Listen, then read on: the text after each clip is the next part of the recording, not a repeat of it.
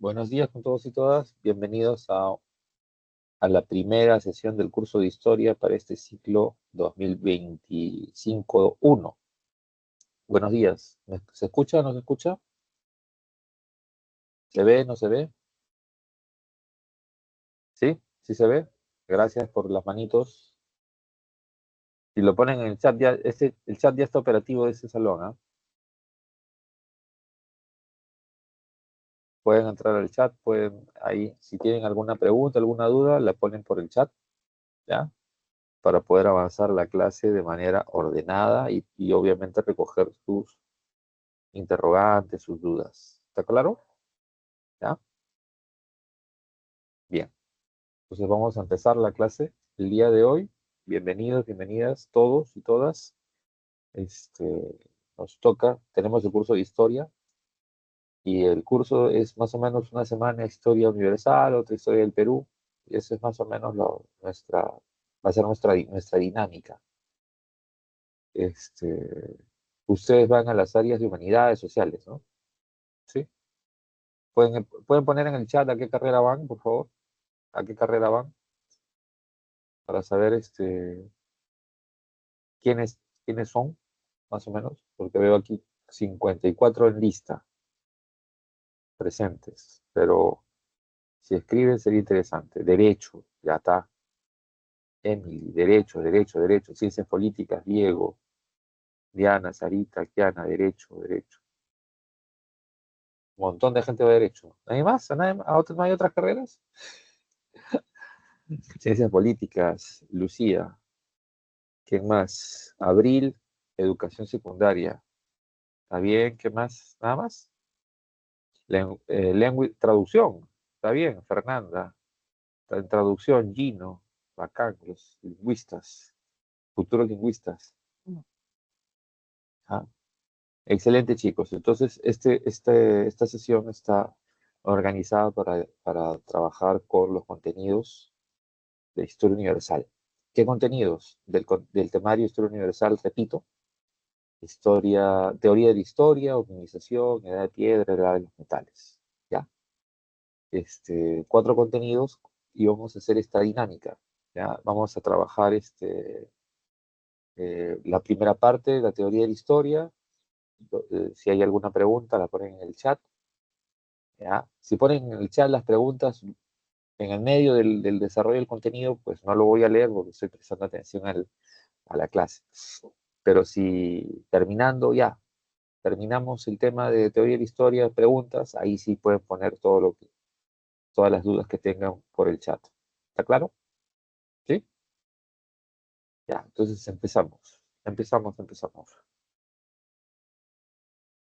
Ah, también hay comunicación. Tiago, qué bacán. Ya, yo soy historiador, ya, y soy profesor en el Departamento de Historia de la Facultad de Ciencias Sociales y también enseño en la y posgrado, así que soy profesor de San Marcos a dedicación exclusiva, así se le dice. A ver, chicos, cuando hablamos de la historia, tenemos que tener cuidado, ¿no? Porque hay gente que dice, ¿qué estudia la historia del pasado? ¿No? La historia no estudia el pasado, por si acaso. La historia no la estudia el pasado. Hay otra ciencia social que estudia el pasado, que es la arqueología.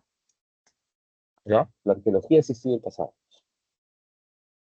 La historia es una ciencia social que estudia a las sociedades humanas a lo largo o en el devenir del tiempo. ¿Ya? Y obviamente en un espacio geográfico, ambiental determinado. ¿Está claro? Entonces, ¿eso qué significa? Que el historiador tiene como objeto los hechos históricos que son analizados dentro de una idea o planteamiento de proceso, causa, desarrollo, consecuencias, pero estos hechos tienen que ser estudiados en su contexto, es decir, en su espacio geográfico, en su tiempo específico y en su modelo y organización social. ¿Está claro? ¿Y para qué se estudia esto? ¿Cuál es la finalidad? Comprender el presente a partir del conocimiento correcto del pasado. ¿Por qué? Porque todo historiador, desde Herodoto hasta ahorita, cuando investiga, ¿ya? Las preguntas de esa investigación surgen a partir de los problemas de su presente. Es decir, yo soy historiador y mi especialidad es historia ambiental y del clima. Esa es mi especialidad. ¿Por qué? Porque hay un problemón, pues, el cambio climático y los efectos del cambio climático, ¿ya? Y la contaminación ambiental, los efectos, los gases de efecto invernadero, el cambio climático, el calentamiento global. Esos son los problemas. ¿Habrán problemas sociales? Claro que sí, ¿ya? Violencia urbana, discriminación, desigualdad, exclusión, marginalidad. ¿Habrán problemas políticos? Sí, inseguridad ciudadana, crisis de los partidos políticos, crisis del sistema de representación política, ¿sí? Esos son problemas. ¿Los problemas económicos? Sí. El Perú tiene crecimiento económico, pero no tiene desarrollo. ¿Se dan cuenta? Tenemos 30 años creciendo, creciendo, creciendo, creciendo, pero los puentes se caen, ¿sí? Los hospitales no sirven para nada, las medicinas te pueden matar. O sea, es más seguro que te enfermes a que te sanes si vas a un hospital del Estado, ¿ya?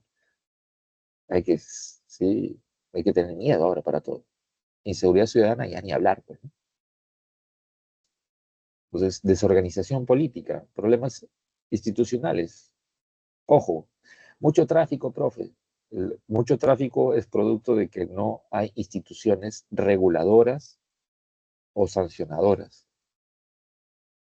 Ya, ¿existen sanciones para los transportistas? Sí, pero no se aplican, pues, porque hay corrupción. ¿Sí? Porque el de la combi sin revisión técnica o con revisión técnica bamba, como se dice, falsa, si tiene una infracción, pues coimea, pues y sigue trabajando. Estamos en eso, ¿no? Entonces, esos son los problemas. Entonces, los problemas del presente hay que estudiarlos con preguntas como ¿por qué empezó? ¿Cómo se mantiene? ¿Sí? ¿Por qué se mantiene? ¿Cuándo empezó? ¿En qué lugar empezó? ¿Cómo nos afecta? Preguntas sociales. Y gracias a eso comenzamos las investigaciones. ¿Y dónde encontramos estas respuestas? En las fuentes históricas. ¿Está claro? ¿Está claro o no está claro? Y los primeros historiadores que empezaron a hacer eso fueron los griegos, ¿ya? Seguro que en filosofía les explicaron esto de que en la época clásica surge los filósofos abandonan los mitos para ir a la razón, ir al logos, al conocimiento de las cosas reales. ¿Por qué? Porque los mitos son lo religioso, el mito es lo sagrado. Y como parte de esto aparece la historia. Y el primer historiador que busca explicar un problema en el que viven los griegos, ¿cuál es el problema? Las guerras médicas. Y el primero es Herodoto. Y su libro, Historia, significa relato en griego, pero un relato que no tiene cosas religiosas, ¿ya? Y Herodoto explica las guerras médicas. Y ojo, Herodoto es un refugiado, ¿ya? Porque Herodoto es de Halicarnaso, de una zona, de una polis que está en Jonia, ¿ya? Y Jonia fue invadida por los persas, así que él tiene que huir. Y se dedica al comercio, se dedica a viajar, ¿ya? A, mejora varios idiomas. Aquí hay de lengua y traducción, Herodoto hablaba varios idiomas, ¿ya? Era un experto en comercio, en negocios, en idiomas. El tipo era un erudito, pues, ¿no? De esa época. Y comienza a investigar haciendo preguntas. ¿Por qué empezó? ¿Cómo empezó? ¿Por qué se mantiene? ¿Por qué hay diferencias? ¿Por qué hay estos odios irreconciliables, como él dice? Y el objetivo de su libro es eso, ¿no?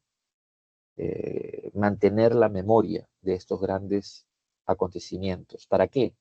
Para que no se olviden, para que no se conviertan en elementos religiosos y también para que no vuelva a pasar. Esa es la idea de la historia. Y el segundo gran historiador es ateniense, griego ateniense, Tucídides. ¿Y de qué trata su libro? Del segundo gran problema que vivió la época clásica griega, las guerras del Peloponeso, que son las guerras entre los griegos, agrupados en las dos ligas, la Liga Ática, liderada por Atenas, y la Liga del Peloponeso, liderada por Esparta.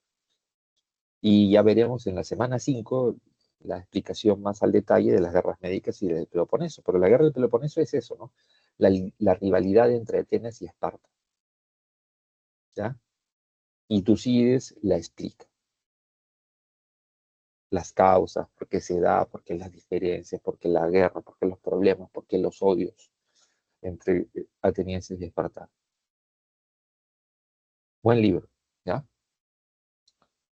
Y eso desde estos griegos de la época clásica hasta ahorita, siglo XXI, todo historiador empieza sus investigaciones a partir de los problemas de su presente, para ubicar las causas, ¿sí? Los procesos, la continuidad de esos problemas hasta su presente. ¿Está claro? ¿Está claro o no está claro? Ya. Entonces, si eso está claro, vamos al otro tema que parece difícil, que es el tiempo. Todo el mundo piensa que el tiempo es una sola cosa. No, el tiempo tiene formas en las que se manifiesta y cómo las percibe la gente. Habrá un tiempo cronológico, que también se le dice lineal, ¿ya? Y que tiene doble sentido, diacrónico y sincrónico. Diacrónico, la sucesión, ¿ya? Diacrónico sería esta línea en azul. ¿Está claro? ¿La ve?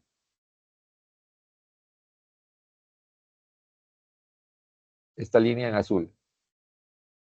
Ya, diacrónico. Y sincrónico serán las líneas verticales que están en naranja. ¿Está claro? Está facilito. ¿Ya? ¿Está claro? O sea, ¿qué pasa al mismo tiempo? Sincrónico. ¿Qué pasa después? ¿Qué pasó antes?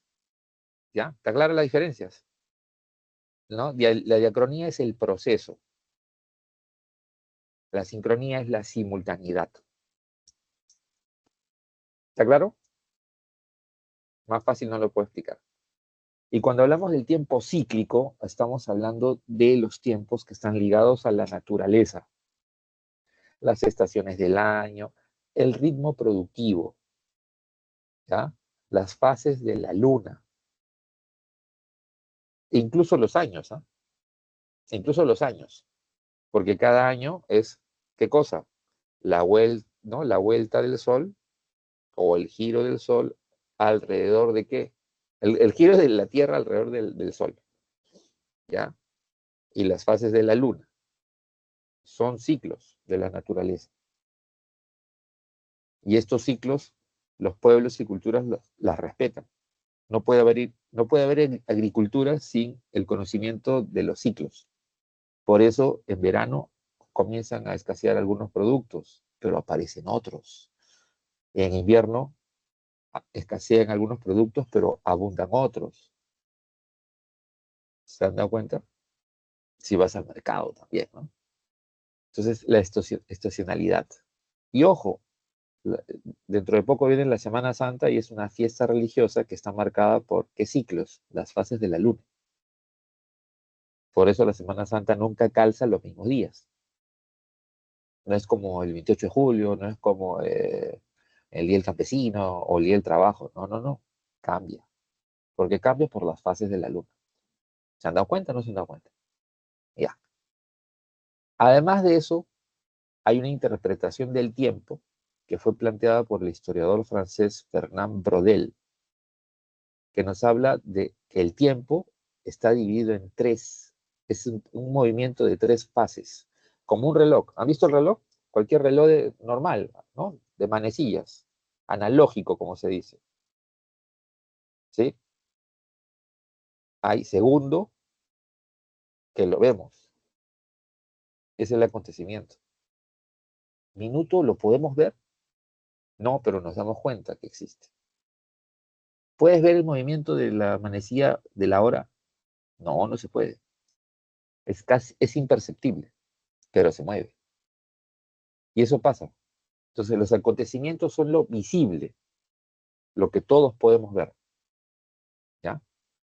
Y estos acontecimientos se producen en coyunturas o ciclos, ¿ya? Por ejemplo, el Perú vive una coyuntura o ciclo de crecimiento económico de 30 años. Crecemos, más exportaciones, más divisas, más PBI, ¿sí? Una balanza comercial favorable, ¿sí? Estabilidad monetaria, bacán. Inflación bajita, bacán. Devaluación bajita, bacán. Pero esa coyuntura de crecimiento no modifica la estructura económica. Es decir, ese dinero, esos recursos no modifican la estructura económica. Seguimos siendo un país, ¿no?, primario exportador, o sea, que exporta, vende materias primas. Y ese dinero de ese crecimiento tampoco modifica las estructuras de los servicios públicos, del sistema de transporte, calidad de vida, calidad de vida, calidad de educación, ¿ah?, calidad de los servicios. ¿O ha mejorado en algo? No, pues hasta la telefonía un desastre, ¿no? Justo hoy día tempranito en la mañana me conecto para ver si la red estaba bien, estaba bajando, tuve que ir y desconectar el módem, resetear el módem para poder, para que haya una mejor conexión. Y eso es problema, pues, de las compañías de telefonía y cable, internet, cable, todos. No tenemos buenos servicios. Y bueno, no se enfermen. Cuídense mucho porque si se enferman pueden tener problemas. Ya, está fea la cosa. ¿Está claro esto de la larga duración? ¿Y cuál es el tiempo de larga duración? Las estructuras. ¿Y qué estructuras hay? Hay la estructura económica, ¿no?, cultural, económica y geográfica. La estructura que casi no se mueve, ¿ya?, ¿no? La más lenta en moverse es la estructura ambiental o geográfica. Y ahora vamos a hablar de eso, el Holoceno, pues. El Holoceno es esta gran estructura que cuando se mueve genera caos, crisis. Y ahora cuando se habla de cambio climático es justamente eso. El ser humano, por el crecimiento demográfico, la contaminación, la industrialización, el incremento desmedido de gases de efecto invernadero, está generando un cambio climático. ¿De qué? Del Holoceno, de la estructura en la que se sostiene todo lo demás. ¿Está claro? Y eso es la interpretación que se ha desarrollado a partir de la aplicación de las teorías de este historiador francés, Bernard Brodel. ¿Ya? ¿Está claro? ¿Alguna pregunta hasta acá? Nada. Vamos entonces, seguimos. Ahora, toda ciencia necesita fuentes, sin excepción. En el caso de la historia se le dice fuentes históricas, ¿sí? Y estas fuentes históricas se clasifican de varias formas. Una forma de clasificarla es según el tipo de información. Información escrita, fuentes escritas, que están en diversos soportes. ¿Ya? Pueden ser papel, papiro, ¿sí?, pergamino, tela. Pergamino es cuero, tela. ¿Dónde más? Tablillas de arcilla, piedras talladas. ¿Qué más? ¿Han visto el papel aluminio que se usa para la cocina? ¿Ya? Imagínense así, pero láminas de bronce, láminas de plata, hay láminas de cobre, de bronce, de oro y de plata, donde escribían. ¿Ya? ¿Dónde más se escribe? En los monumentos, en las paredes interiores de los templos o exteriores de los templos y palacios. ¿Ya? Esas son fuentes escritas. ¿Ya? fuentes orales, tradiciones, mitos, leyendas, todo lo que se transmite generacionalmente. Ojo, hasta hace poco la cocina peruana se transmitía así, de la abuelita a la mamá, de la mamá a los hijos. Ahora ya tienes recetarios, ¿no? Ahora quiero cocinar algo, veo en YouTube, ¿no? El otro día quería hacer un tallarín saltado así criollo. Me vi varios videos en YouTube y lo hice y salió. En mi casa todos decían, oh, ¿ya has comprado? No, lo he hecho yo. Está rico, es igualito al de la restaurante y tal. Ah, algo se aprende, ¿ya? Entonces, pero antes era transmisión generacional. Ahora tienes recetarios, tienes videos, tienes instructivos, ¿sí? Pero esa tradición oral se sigue manifestando, ¿no? Folclore, hay tecnología, ¿no? Por ejemplo, tecnología hidráulica en la sierra, en muchas partes del interior del Perú. Los agricultores tienen tecnología muy avanzada para la agricultura, para la hidráulica, para la construcción, y no tienen manuales, no fueron a la uni, no fueron a la agraria a aprender eso. ¿Quién les enseñó? Su papá, su abuelo, ¿está claro? Y más bien los de la uni y la agraria van a esos lugares para aprender. ¿Cómo es posible que estos pueblos tengan puentes de piedra que no se caen ante los terremotos? ¿Cómo es posible que estos pueblos tengan andenes que no se caen ante los huaicos? ¿No? Y van a estudiar eso los de la agraria, los de la uni, los de San Marcos también, los de mecánica de fluidos. ¿Ya? ¿Está claro? Ahora, hay fuentes materiales. Ojo, chicos, ya pues, peruanos. Tenemos museos, montones de museos y sitios arqueológicos, un montón de sitios arqueológicos y monumentos históricos. ¿Sí? Montón, montón. La Casona de San Marcos. En la ciudad universitaria tenemos sitios arqueológicos. Cerca de la ciudad universitaria, sitios arqueológicos. La mayoría de barrios de Lima tienen sitios arqueológicos y museos, o casonas históricas, o santuarios históricos. Un montón. Entonces ahí entendemos. ¿Qué son fuentes materiales? Esas evidencias físicas de la presencia humana, artefactos, construcciones, desperdicios, los restos humanos. ¿Ya? Y justamente en esta clase vamos a hablar, ¿ya?, de procesos históricos que se han hecho a partir de estudios de restos materiales, básicamente. ¿Ya? ¿Y qué otro tipo de fuente hay por su forma, por la forma de la información, por la estructura, forma, por la materialidad de la información? Las fuentes audiovisuales, ¿ya? Que son producto de la revolución industrial, de la segunda fase de la revolución industrial, que da lugar a las tecnologías de la información. Y seguro han escuchado de estos científicos o inventores. Samuel Morse, que descubrió la transmisión de información y creó el código Morse, que hasta ahora se sigue usando. ¿Quién más? ¿Ah? Thomas Edison, que descubrió grabar sonido y reproducirlo. ¿Cómo se llama su invento? Fonógrafo. ¿Ya? ¿Quién más? Charles Daguerre, este francés, inventó la fotografía, la cámara fotográfica. ¿Ya? Dos franceses más, Charles y Louis Lumière, que inventaron un aparato que le llamaron cinematógrafo, que grababa imágenes y las reproducía. ¿Ya? Un escocés, Alexander Graham Bell, descubrió que se puede transmitir audio por el sistema de cableado eléctrico, el teléfono. ¿Está claro? Y toda esa tecnología ahora la tienes en un celular. ¿Sí? Un celular tiene toda esa tecnología. ¿Está claro? Un celular tiene todo eso. Antes eran equipos enormes, máquinas gigantescas. Ese es el avance, ¿no?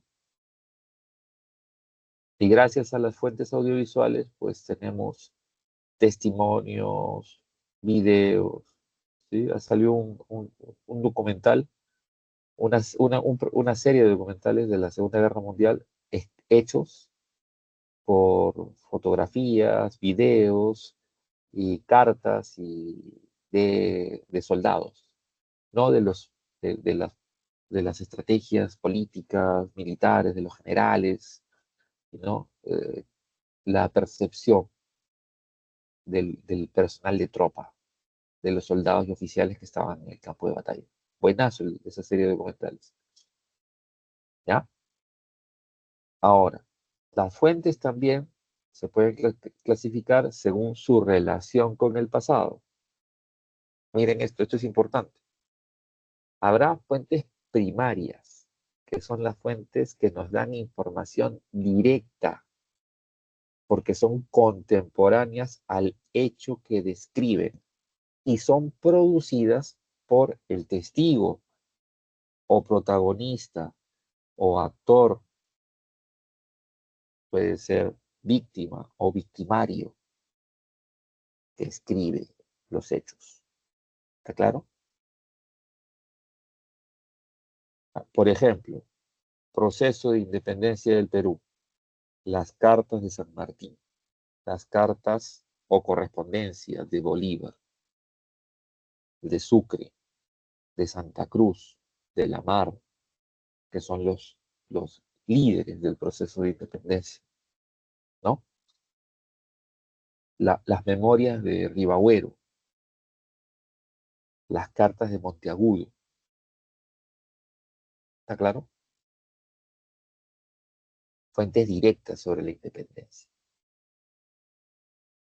¿Y las fuentes secundarias cuáles son? Las que se escriben después, usando esas fuentes. ¿Ya? ¿Qué dice Basadre de la independencia? Ahora, como ustedes van a estas carreras de humanidades, ciencias sociales, humanidades, educación, tienen que manejar fuentes secundarias para muchos temas de historia. Ya en la universidad no vale. A mí me dijeron que la independencia fue, profe, a mí un profe de la pre, que no me acuerdo su nombre, me dijo que los incas hicieron esto. Ya no vale. ¿Está claro? Ya en la universidad se valora que diga la gente de dónde saca la información. Profe, sobre la independencia, Basadre dice ABC. Otro dirá, profe, sobre la guerra con Chile, el historiador, ya sea, Basadre también, dice ABC. ¿Ya? Profesor, sobre la corrupción. Ojo, chicos, el libro más importante de historia del Perú de los últimos años se llama Historia de la corrupción en el Perú, de un historiador peruano que falleció, ya falleció hace varios años, que se llamó Alfonso Quirós Norris. Por acá tenía el libro, estaba usándolo el otro día para preparar mi clase. No tengo que lo he puesto. Acá está. La historia de la corrupción en el Perú. Ya es un libro que te lo puedes descargar en PDF. ¿Ya? La primera edición está descargable. Y aquí te explica por qué estamos tan fregados. ¿Ya? Historia de la corrupción en el Perú. Te lo puedes descargar. ¿Ya? Desde el siglo XVIII hasta comienzos del siglo XXI. Uno de los principales problemas que vive el Perú. Y sería bueno que lo lean. Ustedes que van a estas carreras, pasa Derecho, pasa Ciencias Políticas, pasa Comunicación.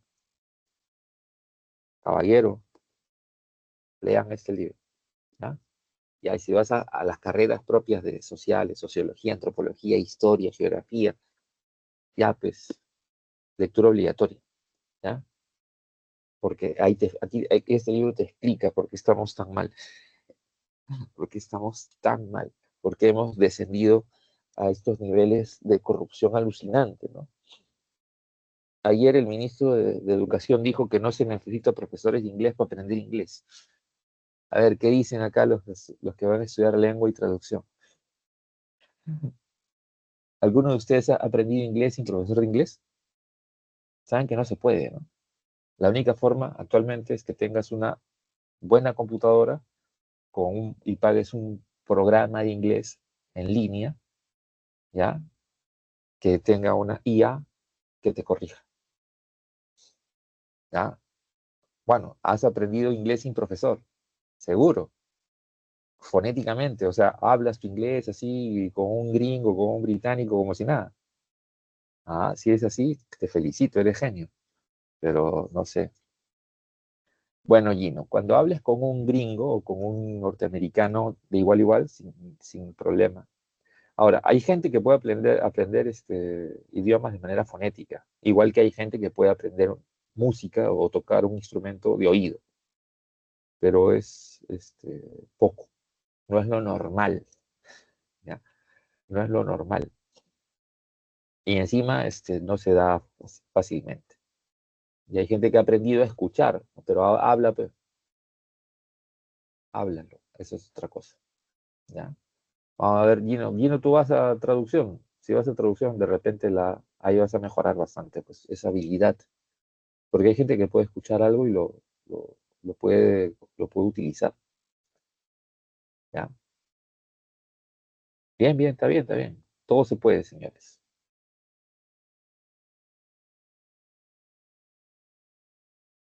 Ya está bien. Ya cuando ingreses, ahí los profesores te van a enseñar las técnicas para mejorar esa habilidad, ¿no? La habilidad es innata, ¿sí? Es innata. Ya el profe te enseña a mejorar esa habilidad, ¿ya? O sea, Messi, su habilidad innata. Sus profes, sus entrenadores le han enseñado a mejorar, nada más. ¿Ya? Bien. ¿Está claro esto de las fuentes? Ahora, ninguna ciencia trabaja sola, ninguna. Necesita de auxilios, apoyos, colaboración. Por eso se habla de multidisciplinaridad, ¿sí? Ahora hablamos de la multidisciplinaridad, que significa que para resolver un problema contribuyen varias ciencias o disciplinas. ¿Está claro? Las principales son estas, ¿no? Las carreras de sociales propiamente dichas. Cuando se dice ciencias auxiliares son carreras profesionales, igual que la historia. Arqueología, antropología, sociología, geografía, economía. Pero dependerá mucho también del tema que investigues. Mi especialidad es historia ambiental y del clima, ¿ya? Eso es lo que he estudiado para sacar el doctorado, ¿ya? Pero eso me obligó a llevar cursos de geografía, a llevar cursos de economía, a llevar cursos de meteorología, a llevar cursos de epidemiología, o sea, de otras carreras, de otras áreas del conocimiento, que me sirven como ciencias auxiliares para poder ver las fuentes y poder identificar estos problemas. Un terremoto, una inundación, un fenómeno del niño, la sequía, los efectos de la sequía, las epidemias, ¿ya? Para eso busco los conceptos y métodos de otras ciencias, para tener una visión más global del problema que estoy trabajando. ¿Está claro? ¿Y cómo se diferencia de las disciplinas? Las disciplinas auxiliares no son carreras, son técnicas, especializaciones técnicas que pueden ser usadas por varias carreras. Estas que están aquí en la diapositiva las usan arqueólogos, antropólogos, lingüistas, ¿ya? Geógrafos, politólogos, o sea, los de ciencias políticas, politólogos, abogados, usan esto. Y más bien, la clasificación de estas disciplinas auxiliares ya empezó en el derecho, las ciencias políticas y la diplomacia. Ahí empezó. Y de ahí, cuando en el siglo XIX la historia se convierte en una carrera, ya comenzó a sistemáticamente a usarse esto, ¿ya? Ojo, diplomática no es lo mismo que diplomacia. Diplomacia son las relaciones internacionales, ¿ya? Las relaciones entre los países, eso. Eso es diplomacia, ¿ya? La diplomática es una disciplina auxiliar de la historia, de las humanidades, de las ciencias sociales, que sirve para identificar, trabajar, reconocer la documentación oficial. Han visto que los documentos tienen sello de agua. Los billetes es lo más fácil, ¿no? Cuando te dan un billete, lo miras hacia la luz y ves el sello, ¿sí? Ya. Desde fines de la Edad Media, que se difunde la imprenta y el papel, hasta el siglo XX, ya se ha usado sellos de agua, papel sellado para los trámites, ¿ya? Hasta el comienzo de los años 90, acá en el Perú, si alguien nacía, si alguien se moría, se casaba, vendía algo o compraba algo, se hacía en papel sellado. Pregúntenle a sus papás, papel sellado, que tenía un precio, un número, un código, un sello, timbre o escudo, ¿ya? Ya eso, el gobierno Fujimori dejó de usarse eso porque ya todo comienza a sistematizarse ¿no? De manera digital. ¿Está claro? Hay países que todavía, ¿no? Los trámites se hacen en papel sellado, pero el Perú ya no. ¿Está claro? Entonces, la diplomática nos da una serie de técnicas para poder identificar en tal época qué sellos habían, ¿ya? Qué códigos habían, qué calidad de papel había, el sello de agua, ¿no? O sellos reales. Porque para saber si la fuente primaria es real, hay que saber primero si el papel es real, ¿ya? Eso es importante. Ya, vamos por partes, Fernanda, todavía no te adelantes, ¿ya? Ahorita te respondo. El folclore es parte, no hay un debate ahí si el folclore es parte de la antropología. Hay un debate. O sea, no existe folclore como disciplina separada. El estudio de las danzas o manifestaciones artísticas tradicionales de un pueblo es un estudio que lo puede hacer ¿quién? El antropólogo, ¿sí? Lo puede hacer ¿quién? El musicólogo. ¿Quién más puede hacer eso? El lingüista. ¿Quién más puede hacer eso? El historiador. ¿Está claro? Ah, Entonces, ya. ¿está claro o no está claro? El folclore, para, para, para muchos, algunos hablan de como si fuera una ciencia aparte, pero no, el folclore es más bien, es un objeto. ¿Ya? El Ah, folclore no es una disciplina, no es una ciencia. El folclore es una realidad, que es manifestaciones estéticas, artísticas, culturales, tradicionales de los pueblos. Si puede haber folclore, ya, en un país tradicional, en Rusia, folclore, claro que hay folclore. China tiene folclore, tiene folclore. Ojo, justo en estos días, no sé si estrenó la película sobre Bob Dylan. Bob Dylan, este cantante norteamericano de música folclórica norteamericana. ¿Ya? ¿Está claro? ah, ya, sí, ¿Ya? ya, El gracias. folclore es la manifestación artística, estética, cultural, tradicional de un pueblo X. Y repito, puede ser estudiada el musicólogo. Claro que sí. ¿Sí? Miki González, el gran músico y cantante de rock, es musicólogo especialista en ritmos afro. Y si no fuera por él, no sabríamos mucho de la música afro peruana. Y él era profesor en la Católica, ya se jubiló. ¿Ya? El folclore es manifestaciones, expresiones, repito, del arte, de lo estético, de lo cultural, de pueblos tradicionales, de su tradición. ¿Música clásica es folclore? No, ¿no? Porque se aprende académicamente. Vas a un conservatorio, ¿no? A una orquesta filarmónica o sinfónica y aprendes. Pero en un pueblito X, tu abuelito te enseñó por transmisión generacional el violín. En otro pueblito te enseñaron el arpa. En otro pueblito te enseñaron el saxofón. En otro pueblito te enseñaron ya tambores, tinjas, quenas, zampoñas. ¿Lo aprendiste académicamente? ¿Fuiste al conservatorio a estudiar eso? No. ¿Dónde lo estudiaste? Te lo enseñó tu papá, tu mamá, por transmisión generacional. ¿Y esa danza la aprendiste yendo al Ballet Nacional? No. ¿La aprendiste yendo a la Escuela de Danza de San Marcos? No. ¿A la Escuela de Danza de la Católica? No. ¿Quién te lo enseñó? Tu mamá, tu abuelito, tu papá. ¿Me entiendes? ¿Ya? ¿Está claro? Ya, seguimos con esto. Numismática está fácil, ¿no? Numismática está facilito. Monedas y medallas. Y chicos, por ejemplo, gracias a la numismática sabemos ya que los primeros eh, que llegaron a América, o sea, los que antes de Colón llegaron los chinos, y antes de los chinos llegaron los vikingos. ¿Por qué? Porque en sus sitios, se encontraron sitios arqueológicos con monedas, ¿ya?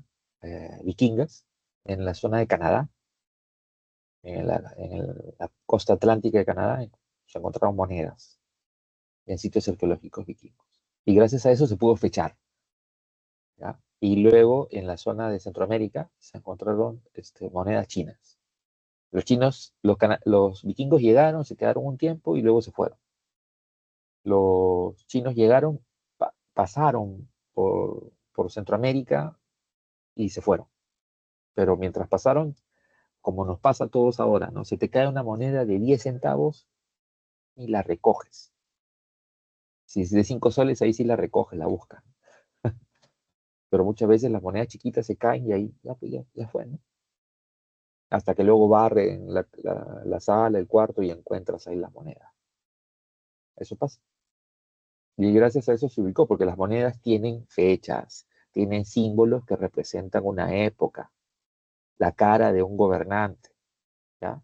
El símbolo de un gobierno, o ya pues de frente la fecha. ¿Está claro? Entonces, gracias, es una fuente importante. La heráldica, escudos y blasones. Los escudos, sí, nuestro escudo. Nuestro escudo nacional representa, creado durante la independencia, ¿ya? ¿Qué representa? A los 3 reinos del Perú.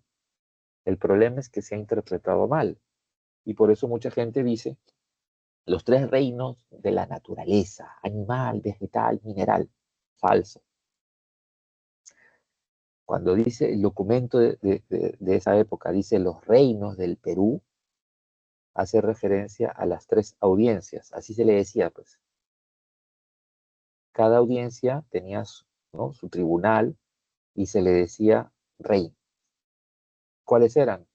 El reino de Quito, Ecuador, y su principal producto, la quina, el árbol de la quina, de la cual sale la quinina, que es un medicamento, ¿ya? Para curar fiebre palúdica, o sea, fiebre amarilla, paludismo, malaria, dengue. Estás con esa enfermedad, te dan quinina y alivia mucho de los efectos de esa enfermedad, ¿ya? Por eso tenemos el árbol de la quina. Y del reino del Perú o audiencia de Lima, ¿qué tienes? La industria textil, su principal producto. Y la principal fibra, la fibra más importante y más cara de la industria textil del Perú es la vicuña. Y luego tienes abajo el escudo, el cuerno de la abundancia del cual salen monedas de oro y de plata, que representa al reino de Charcas, audiencia de Charcas, que ahora llamamos Bolivia. ¿Por qué? Por su gran poderío minero. Así se formó nuestro escudo. Lo que pasa es que durante esa época el pleito entre los mismos libertadores generó que el Ecuador se anexe a la Gran Colombia y luego, por una guerra civil en la Gran Colombia, los ecuatorianos se independizan. Y también, ¿sí? El Alto Perú, Sucre, lo separa del Perú y convierte y crean un país que le llamaron República de Bolívar, que como luego le cambian el nombre por Bolivia, ¿no? Ese es el escudo. El escudo representa los 3 reinos o las 3 audiencias, territorios que tenía el Perú al momento de la independencia, que lamentablemente no supo defender, pues, mala suerte. Exacto, como estos símbolos representan épocas, representan momentos, representan lugares, ¿ya? Que el historiador tiene que estudiar. ¿Está claro? Eso es lo bonito de la historia. Ya, bueno, ya les dije de paleografía. La paleografía, ¿no? ¿Cuál es la diferencia? Paleografía y epigrafía hacen lo mismo. ¿En qué cambia la cosa? En el objeto.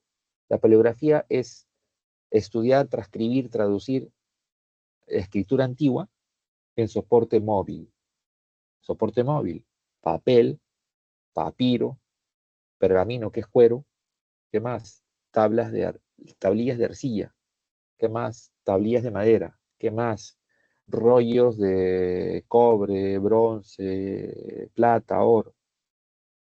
¿Sí? ¿Qué más? Tela. Todo eso, en todo eso se escribía. Soporte móvil. ¿Ya? Las piedras de Moisés, también las piedras, ¿no? Láminas de piedra, planchas de piedra.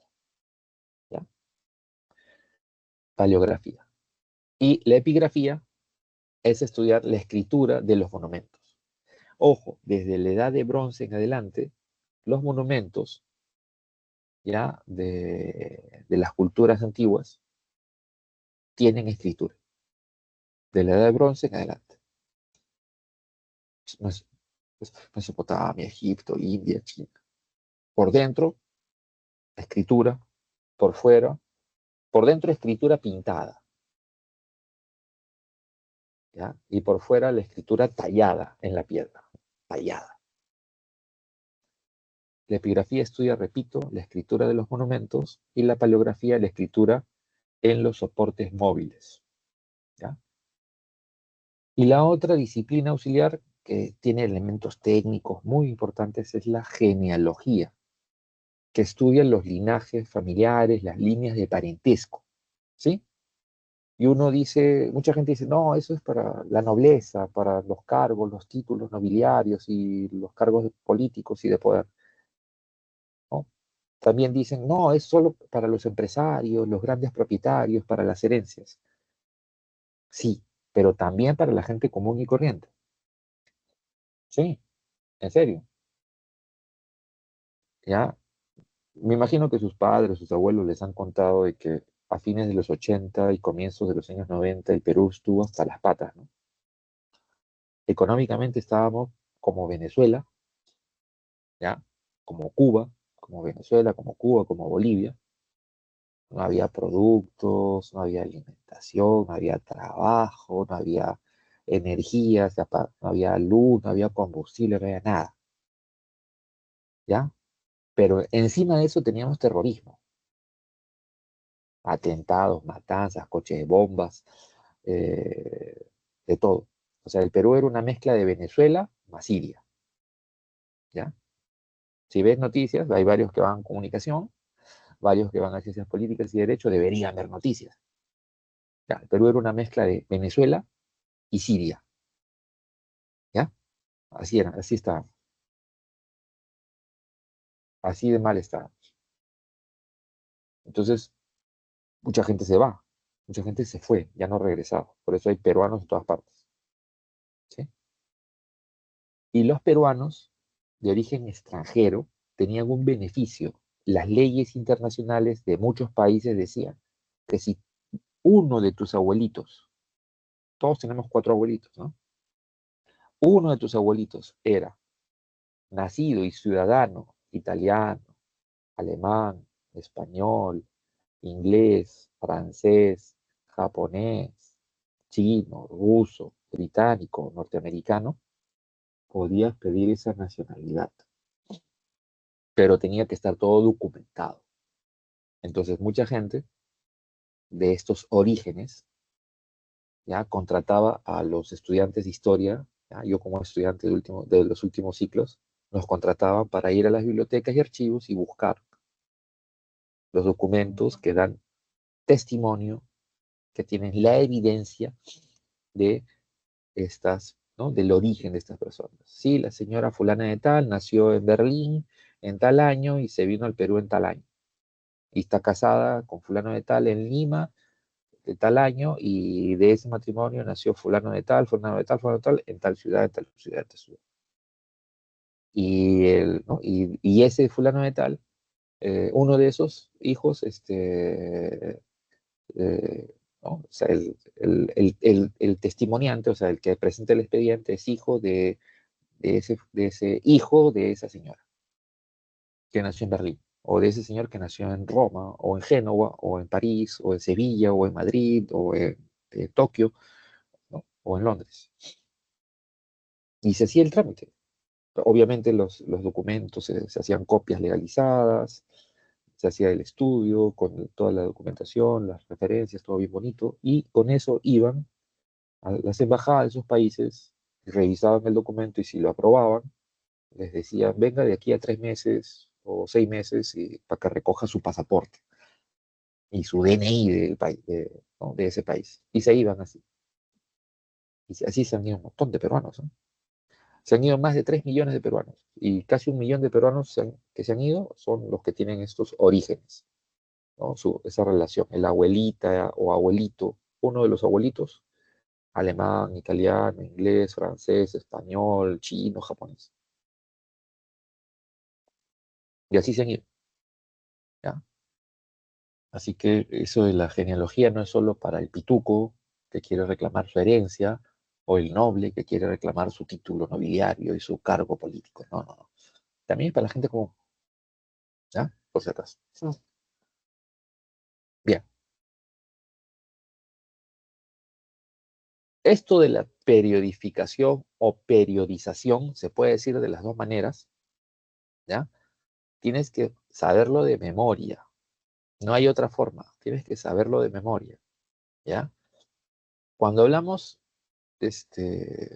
Keller plantea esta idea, ¿no? Que la historia se divide en dos grandes etapas. Prehistoria, donde no hay escritura, e historia, desde la escritura en adelante. Y él dividirá edad antigua, desde el origen de la escritura, y utilizará grandes acontecimientos para marcar las edades. ¿Ya? ¿Está claro? Caída del Imperio de Occidente, fin de la Edad Antigua. Caída del Imperio de Oriente, fin de la Edad Media. Revolución Francesa. Keller se muere a comienzos del siglo XVIII, pero son otros filósofos de la Ilustración que vivieron la Revolución Francesa los que dicen, pues, la Revolución Francesa es el fin de una época, caracterizada por las monarquías absolutistas o autoritarias, también, ¿no? Las autoritarias y las absolutistas. El surgimiento, ¿no? del sistema de derechos y representación. ¿Está claro? Entonces, aquí, caballero, nomás tienes que memorizar. Obviamente que esta interpretación ha ido mejorando en el tiempo. Ahora sabemos que la escritura no es el origen de la civilización. Hay otros elementos, o sea, en Mesopotamia, antes de la escritura, hay hidráulica, ¿ya? Hay organización estatal, o sea, hay 5 criterios para hablar de una civilización, ¿ya? Escritura, hidráulica, metalurgia, organización estatal y cerámica. 5 criterios. De esos 5 criterios, no necesariamente tienes que tener los 5, ¿ya?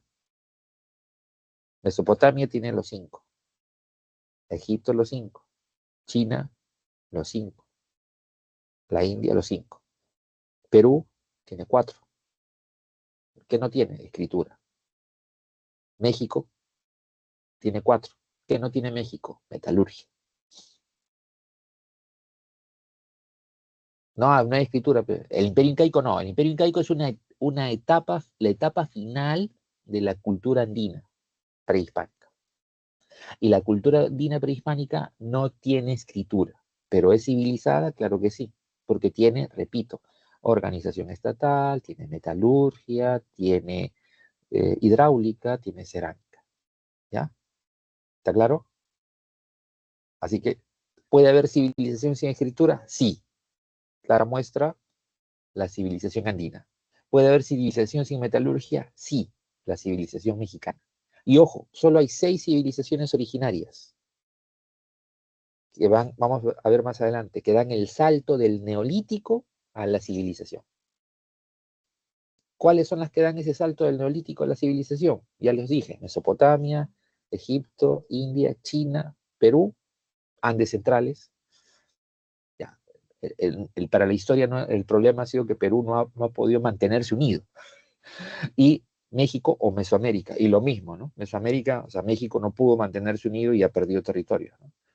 Y Perú también, ¿ya? Perú ha perdido un montón, México más. A México le han quitado el 60% de su territorio. A nosotros nos han quitado más o menos casi el 40%, pero a México el 60% de su territorio se lo han quitado. ¿Está claro?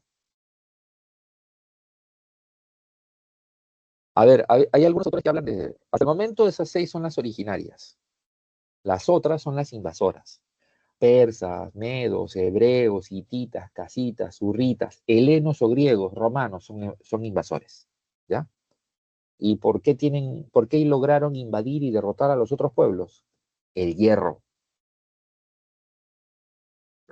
Hay misterios en la historia, y un misterio es que pueblos sedentarios, que con alto nivel de vida, de producción y de excedente, van a ser conquistados, sometidos y destruidos por pueblos nómades o seminómades, que lo único que tienen de ventaja es la escritura alfabética, ¿ya? Y el hierro. Pues, así es la historia. A veces hay caos. No siempre es lineal, progresiva, ¿no? ¿Está claro? Bien. Entonces, ¿alguna pregunta para terminar esta etapa, esta parte, y ya entramos ya a hominización y la edad de piedra y luego la edad de los metales? ¿Alguna pregunta? ¿Nada? Entonces, nos vamos a esto. Profesor, Sí, sí, dime. ¿cuántos ¿Cuántos requisitos requisitos mínimos No debe hay, no cumplir? hay, no hay, hasta el momento no se ponen de acuerdo los arqueólogos. No Ok, se ponen de acuerdo. Por ejemplo, Rukhshadi dice que Caral es civilización porque tiene ya un estado, ¿no? Una organización estatal, ¿no? De carácter teocrático, pero no tiene hidráulica, no tiene cerámica, no tiene metalurgia, ¿ya? Y obviamente no tiene escritura. Entonces, la mayoría de arqueólogos no acepta la teoría de Chadi, ¿está claro? No aceptan todavía la teoría de Chadi. Y por eso nosotros a Caral la ponemos como en el periodo de civilización. No, la ponemos en el periodo del arcaico superior. Y seguimos, la evidencia arqueológica nos dice que el proceso civilizatorio empieza en el periodo formativo, ¿sí? Con ¿no? Formativo inicial, Sechín, Cupignique, ¿no? Y en el formativo medio con Chavín. Ahí empieza la civilización. ¿Por qué? Porque estos pueblos sí tienen, ¿qué cosa? Cerámica, organización estatal, metalurgia, ¿sí? Hidráulica. ¿Está claro? Entonces, si fuera uno solo, entonces le haría lo de Chadi ya. Más bien, el equipo de Chadi sigue investigando para ubicar más evidencia que dé sustento a la teoría de Rukhshadi de que Caral es la primera civilización. ¿Ya? Cuando encuentren más sustento y el resto de la comunidad de arqueólogos, historiadores, antropólogos acepte eso, ya, van a cambiar todos los libros y separatas, ¿ya? Pero todavía no hay consenso. O sea, muchos elementos en la ciencia se hacen por consenso, es decir, tienes evidencias que son irrefutables y la gente las tiene que aceptar. Pero todavía no hay debate sobre el tema de Caral.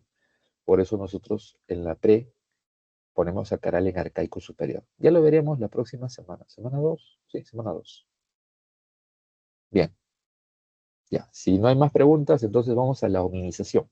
La hominización A ver, en el siglo XIX aparece uno de los grandes científicos de la humanidad, Charles Darwin, que nos plantea una teoría, la teoría de la evolución general de las especies, ¿sí?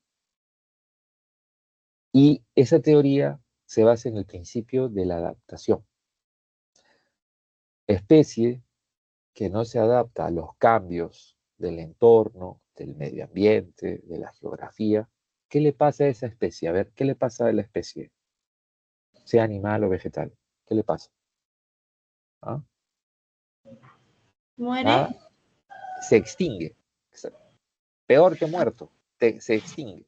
Ah, Claro, porque se muere, Otras, como las otras, como, muerte es un acto individual.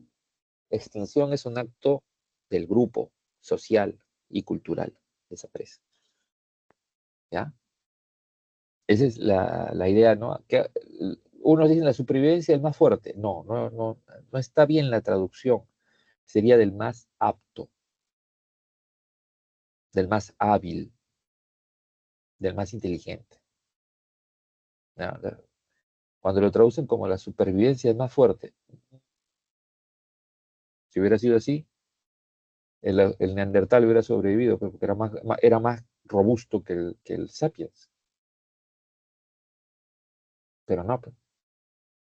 ¿Quién fue más mosca? El Homo sapiens. Por eso le llaman, ¿cómo se llama? Homo sapiens. ¿Qué significa sapiens? Sabio. Entonces, ¿quién sobrevivió? El más inteligente, pues, no el más fuerte. ¿Está claro? Así es, la historia es cruel. Entonces,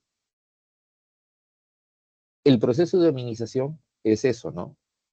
La aplicación de la teoría de la evolución para entender la especie humana. Homo significa hombre.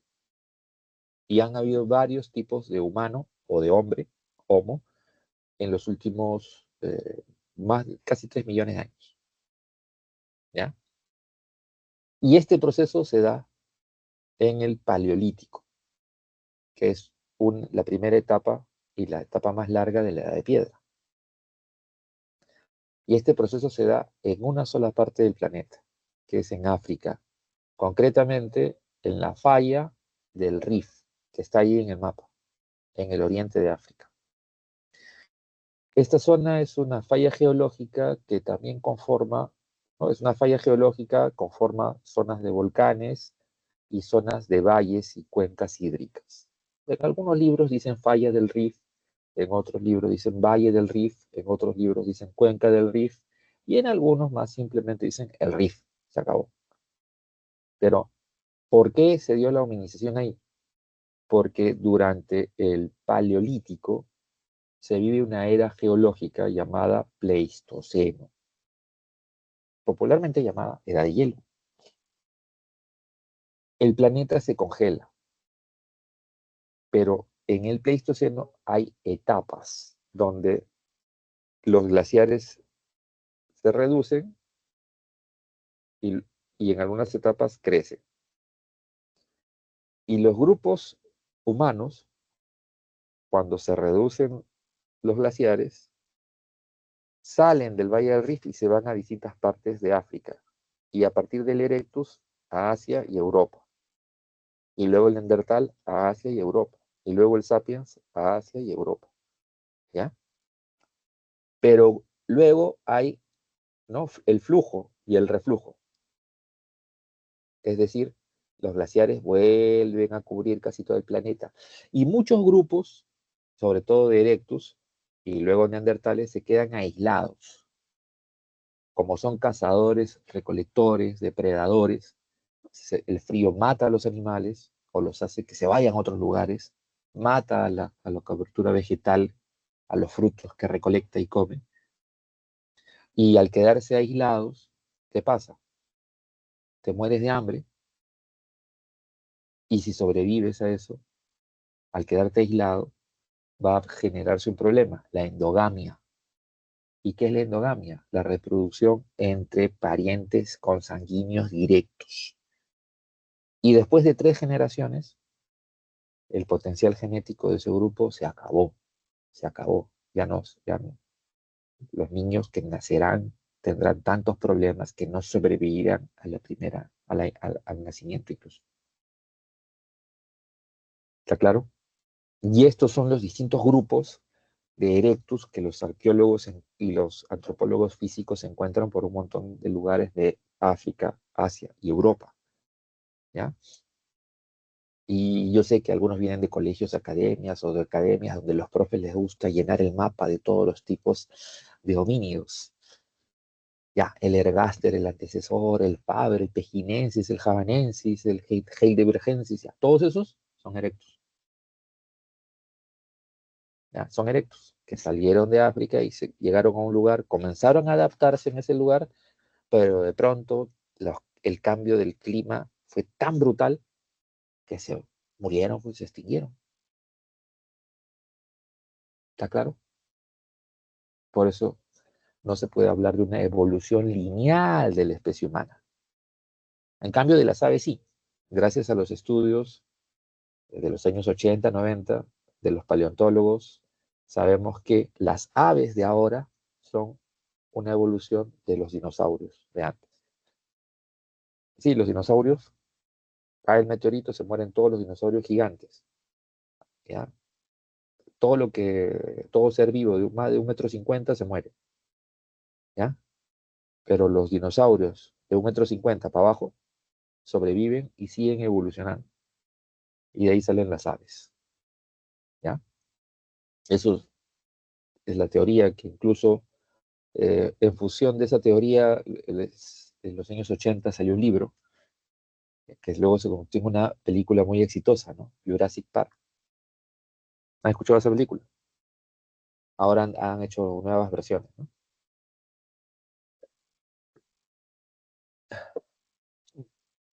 Bien, y ahí están los puntos centrales del proceso evolutivo, ¿no? Marcha bípeda, ¿ya?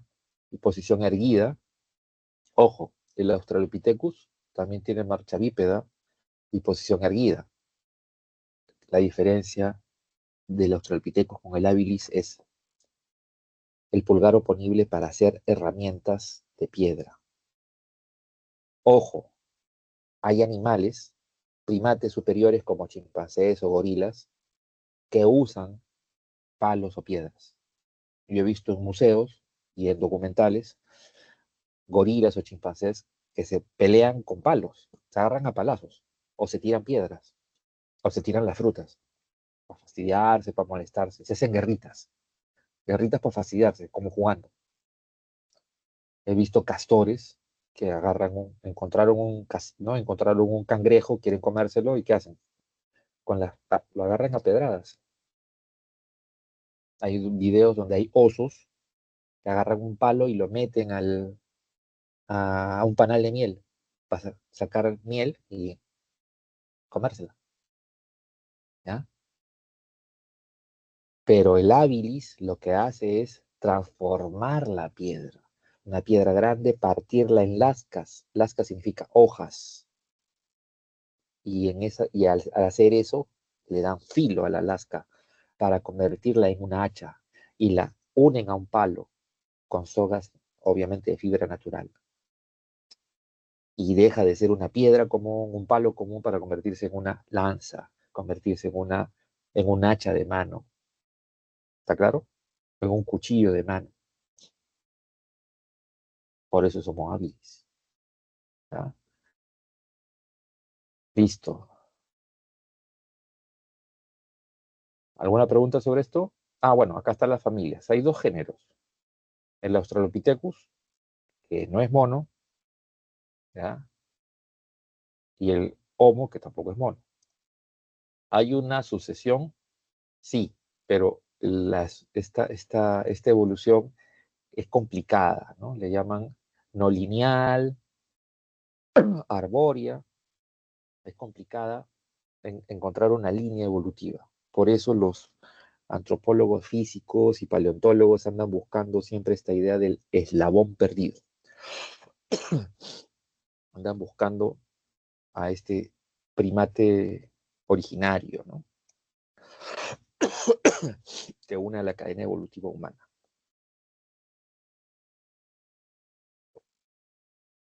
Ya. Listo. Estaba atorando. Aquí tengo caramelitos de menta para aclarar la garganta. No, no, gomitas. Bien. Entonces, ¿cuál es la diferencia? El Australopithecus vive en los árboles, sobre todo, porque tiene miedo. ¿A quién? A los depredadores. Es vegetariano, vive de la recolección, porque todavía no tiene la capacidad de cazar y comerse animales. No fabrica herramientas, pero usa piedras, ramas, palos. En cambio, el lomo sí, hace todo eso. ¿Ya? Hace todo eso y mucho más. Y repito, homo significa hombre. Ya, ¿alguna pregunta hasta acá? ¿Alguna pregunta, chicos? ¿Chicas? Chicos, chicas, chiques. ¿Todo claro? ¿Seguro?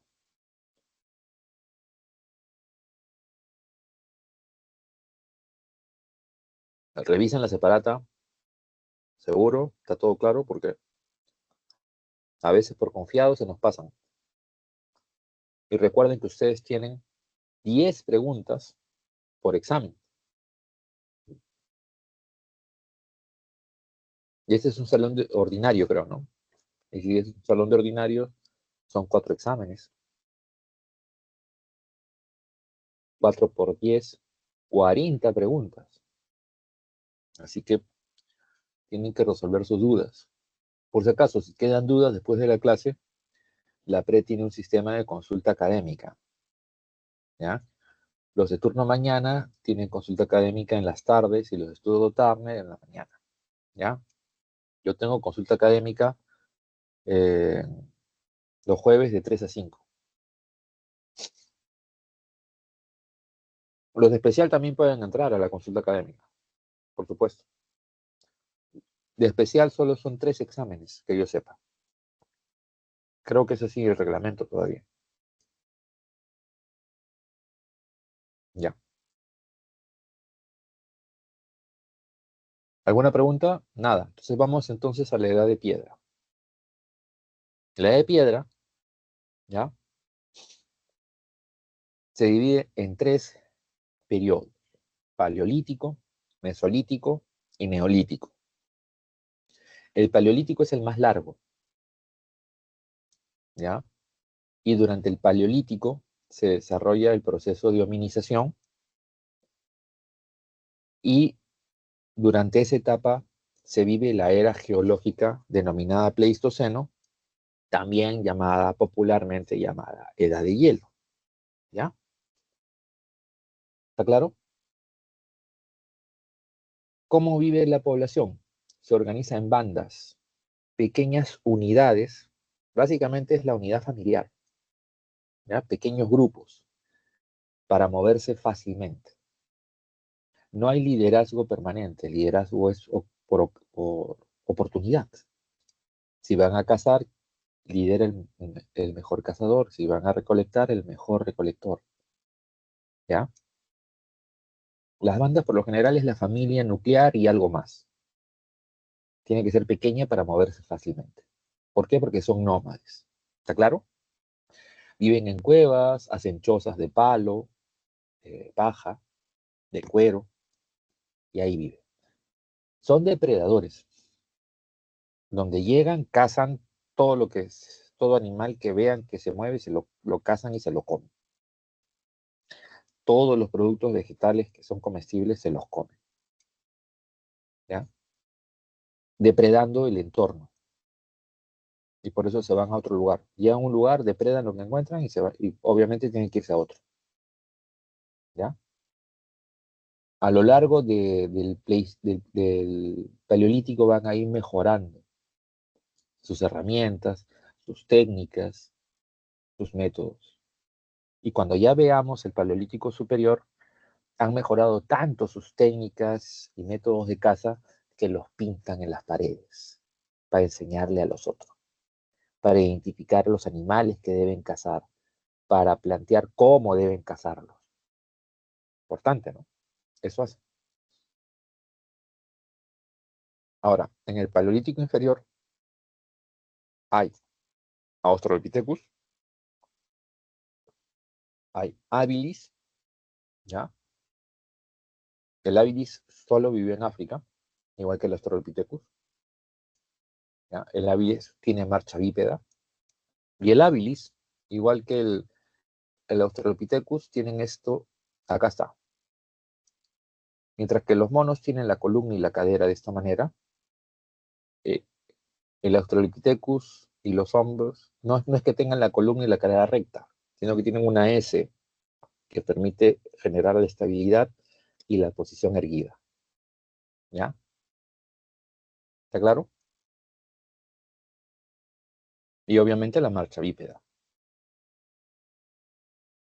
Ya les dije el pulgar oponible. El erectus tiene bipedismo total. Camina totalmente erguido, erecto, erguido. ¿Por qué? Porque ya no tiene miedo a los depredadores. ¿Por qué? Porque controla el fuego, domina la tecnología del fuego. Y gracias a eso, el ser humano se convierte en la especie dominante del planeta. Con el fuego podemos cazar animales más grandes, cocinar su carne, obtener más nutrientes, ser más inteligentes, más hábiles, más fuertes, más sanos. ¿Está claro? Entonces, el erectus con el fuego usa el fuego para abrigarse de noche. Pone una fogata de noche, ya los animales depredadores ya no se acercan. Con el fuego los asustas y los puedes cazar más fácilmente. Los cazas, los matas, cocinas su comida, ¿ya? Te alimentas mejor. Con la piel de esos animales haces ropa, te abrigas mejor. Y gracias a eso sales de África y te vas a Asia, se van a Europa. ¿Está claro?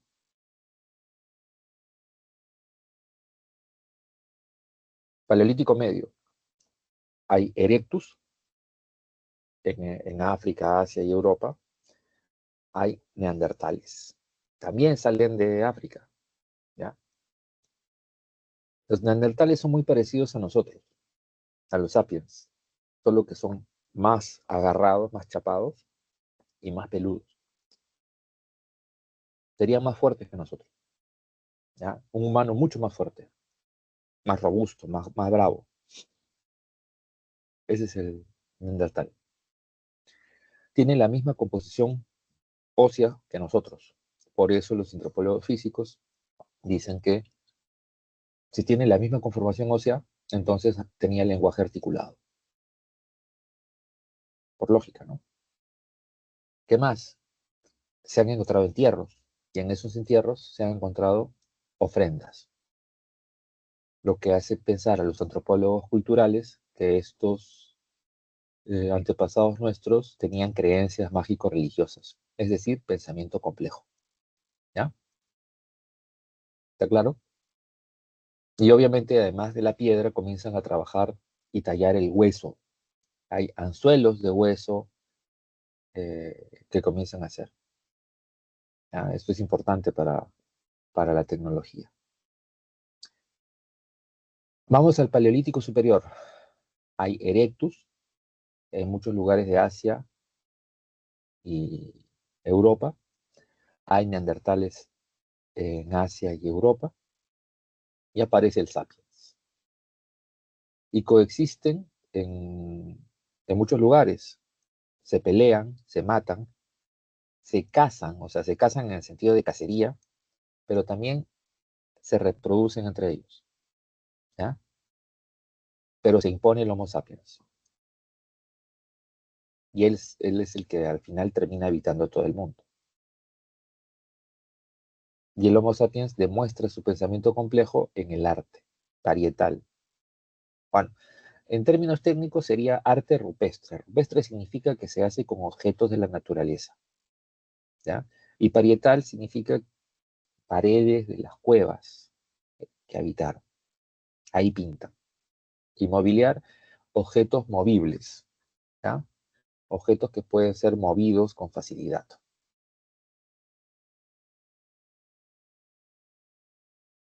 ¿Y qué objetos?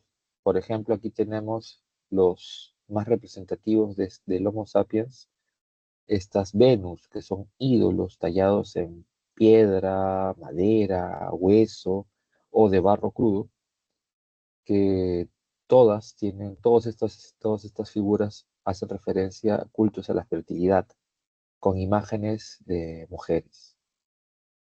Y lo loco es que los restos arqueológicos encontrados en Europa y los restos humanos, más la evidencia de este arte mobiliar, hace ver algo, que los Homo sapiens, todos los Homo sapiens, son de origen africano y de raza negra. ¿Ya? Contrariamente a lo que piensan los racistas y supremacistas blancos, el humano puro es de raza negra. ¿Ya? Además, este Homo sapiens desarrolla una tecnología muy superior para la caza y para la guerra, el arco y la flecha. ¿Ya? Una tecnología muy avanzada, porque ya no solo es tirar la lanza o la piedra, sino tirar un artefacto con mayor fuerza y precisión, que va a hacer mucho más daño. ¿Está claro? Bien. Seguro saben qué cosas son los premios Nobel, ¿no? Ya. El año 2022 le dieron el premio Nobel a un científico que es genetista, médico y antropólogo físico sueco, Svante Pääbo. ¿Por qué le dieron el premio Nobel? Porque él comenzó a investigar desde los años 90. Él encontró algo, que en algunos fósiles de estos homos se podía obtener material para hacer análisis de ADN. Y comenzó a hacer la secuencia. Y se dio cuenta de algo, que todos los Homo sapiens sapiens, o sea, el hombre actual, todos somos originarios del Homo sapiens, ¿sí? Pero que estamos mezclados, ¿ya? Con los otros Homos. Entonces, para decirlo de manera simple, si eres más blanco y peludo, eres Homo sapiens, ¿ya? Más Neandertal, o las mezclas de Neandertal. Si tienes rasgos más asiáticos,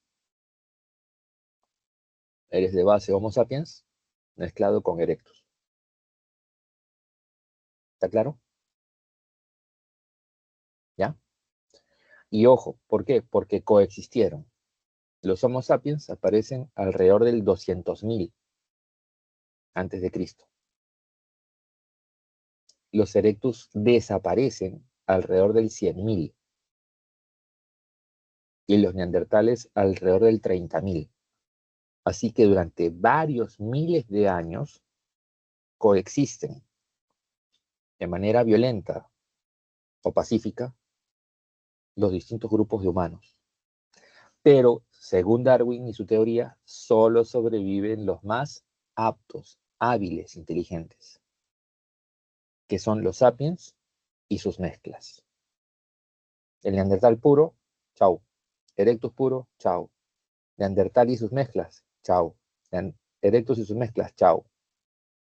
Mezclas Neandertal Erectus, chau. Te queda la base de sapiens con sus mezclas. ¿Está claro? Entonces, del 30.000 antes de Cristo hasta acá, solo están los Homo sapiens. Y los Homo sapiens y sus mezclas ahora se les llama Homo sapiens sapiens. ¿Está claro? ¿Alguien había levantado la mano? ¿Alguien tiene alguna pregunta? ¿Nada?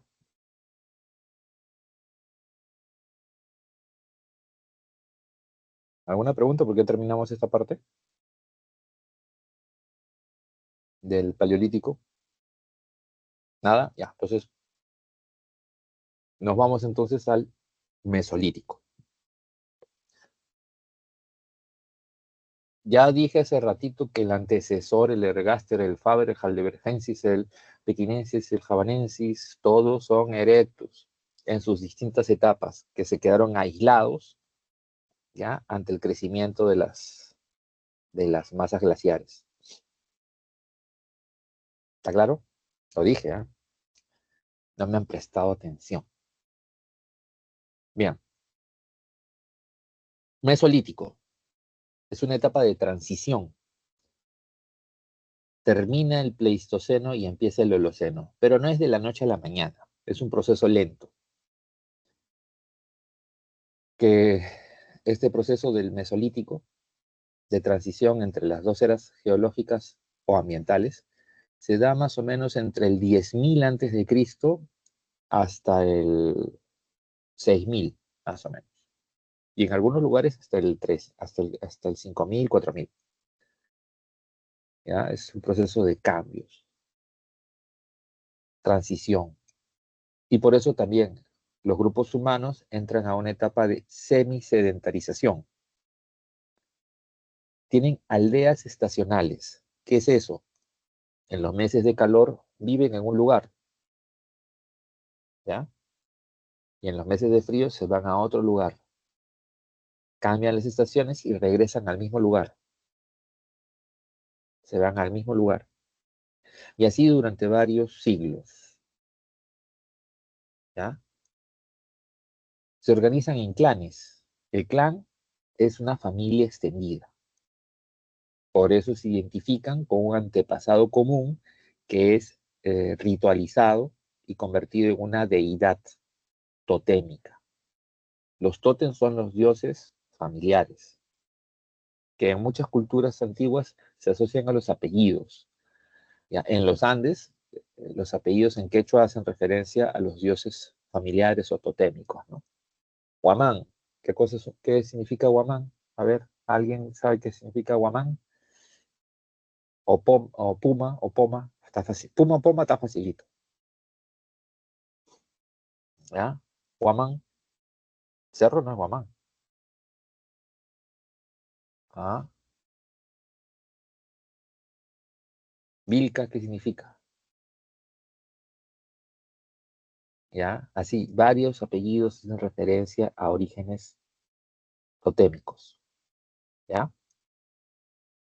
Y los clanes son, repito, familias extendidas. O sea, papá, mamá, abuelitos, tíos, primos, sobrinos. ¿No? Una gran familia extendida. ¿Ya? Es una etapa de tránsito donde se empieza a domesticar plantas y animales. Plantas, horticultura, ¿qué cosa es? Comienzas a seleccionar las especies vegetales que te dan más fruto, ¿ya? Más rápido y alimentan mejor.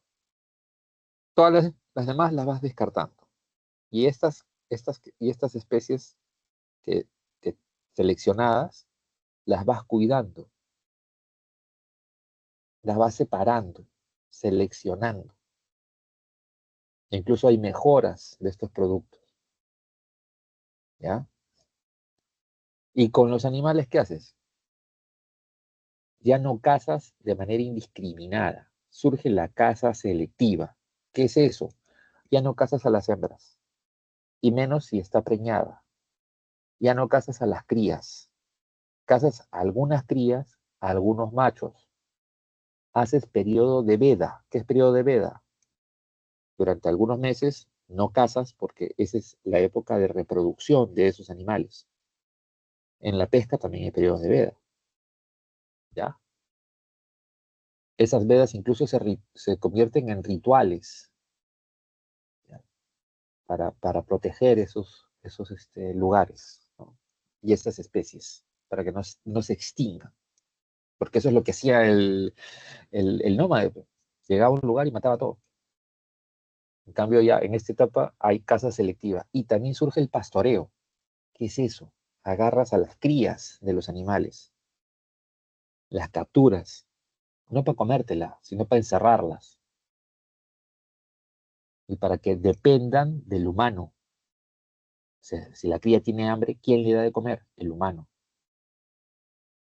El humano. Eso es domesticar, ¿ya? Por eso se habla de inicio de la horticultura, domesticación de plantas y animales, ¿ya?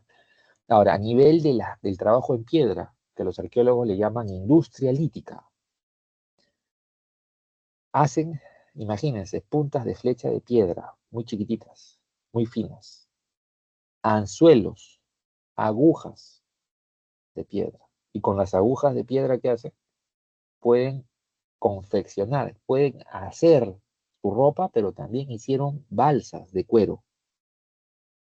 O sea, con el cuero impermeable hacen balsas. Y con eso pueden pescar más y mejor, ¿no? O pueden trasladarse a otros lugares. ¿Está claro? Ese es el mesolítico. Y el neolítico, ya pues, es la etapa donde hay sedentarización. Viven en aldeas permanentes, ligadas a centros ceremoniales o santuarios, ¿sí? Megalíticos. Esto de megalítico, ¿cómo es? A ver, ¿no? En algunos de estos lugares hay plazas y en el centro de esta plaza hay una enorme piedra, ¿ya? Los arqueólogos en Europa le dicen menhir. Acá en los Andes, los arqueólogos usan el término andino, huanca.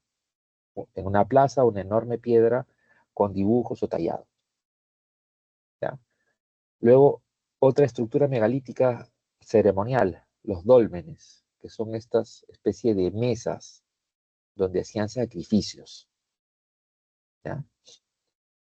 Y los más complejos son estos sistemas de Cronlech, como este templo circular de piedra, aunque también hay algunos rectangulares, cuadrados, rectángulos o círculos, de piedras enormes.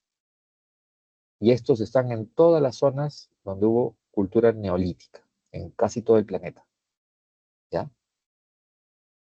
¿Está claro? Ahora, el sitio urbano de los más antiguos, en la siguiente diapositiva vamos a ver, están en Medio Oriente, ¿ya? ¿Qué más se produce en el Neolítico? En el Neolítico viven en tribus, y el tribu es la existencia de varios clanes especializados. El clan de agricultores, ganaderos, constructores, guerreros, sacerdotes. Comienza a especializarse el trabajo, a diversificarse el trabajo, pero también a generarse una división social. ¿Por qué? Porque según todos los estudios, comienzan a gobernar las élites de las castas o clanes de militares y sacerdotes, sometiendo al resto de la población, ¿ya? Surge la propiedad privada, que esto es muy importante para la defensa incluso surgen modelos de coerción para la defensa de la propiedad privada y el respeto de estos principios. ¿Está claro? Revolución neolítica. Este término lo plantea este arqueólogo que está ahí, que es un australiano, Bear Gordon Shile. Él plantea esto, ¿no? Y esta idea del creciente fértil está fácil de entender, ¿no? Porque si se dan cuenta tiene la forma de la luna creciente. Por eso en algunos libros le ponen creciente fértil, en otros libros media luna fértil, o media luna fértil, ¿sí? Todos estos términos se usan. Y aquí empezó la agricultura y la ganadería. ¿Pero qué agricultura? Agricultura extensiva, es decir, que se basa y depende del crecimiento de los ríos y de la abundancia de la lluvia. Porque cuando llueve mucho el río crece e inunda los márgenes. Cuando el río baja, esos márgenes se quedan con tierra fértil, sedimento fértil y ahí cultivan, ¿ya? Esa es la agricultura extensiva. La intensiva es más bien una característica de la civilización. ¿Por qué? Porque ya se usan redes hidráulicas, agua, ¿no? Corrientes, canales, acueductos, reservorios. ¿Está claro? Bien. Entonces, acá en esta época se produce excedente, el excedente productivo para vivir mejor. Hay el trueque, que es el intercambio de excedentes entre los pueblos, ¿ya? Surgen los alimentos básicos, los más antiguos que surgen en Medio Oriente, ovejas, cabras, trigo, cebada, lenteja, ¿ya? ¿Está claro? El sitio más antiguo es Jericó en Israel, 8000 a.C. aproximadamente, y tiene una ocupación constante desde el 8000 a.C., imagínense. El otro es Wadir en Natuf, también en Israel, Chatal Huyuk en Turquía, Kalat Jarmo en Irak. ¿Y por qué se da este proceso? Por la sedentarización. ¿Debido a qué? Al crecimiento demográfico. ¿Ya? Al crecimiento demográfico. Bien. ¿Alguna pregunta? Aquí hay un cuadro resumen. ¿Ya? Aquí hay un cuadro resumen para entender esto. Está facilito, ¿no? Está súper facilito. A ver, Matías, ¿qué pregunta tienes? Dime. Puedes prender tu micrófono. Profesor, una pregunta. Ah, la Dime, edad dime. la edad neolítica y la revolución neolítica son dos No, etapas no, diferentes. no, el neolítico no es una edad, es un periodo del paleolítico. Y el ¿Ok? paleolítico es parte de la edad de piedra. La Ya. revolución neolítica es diferente, ¿no? No es eso, es eso. Ah, ya. Neolítico es la Es eso, revolución neolítica. exacto.